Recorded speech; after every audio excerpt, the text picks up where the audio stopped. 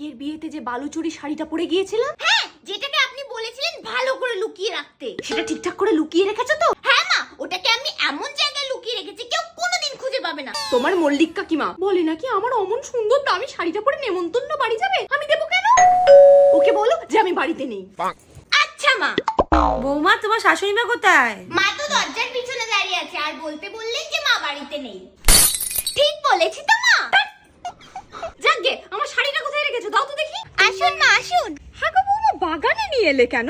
এই নিন মা কোদাল, আমি ঠিক এইখানটা পুঁতে রেখেছি।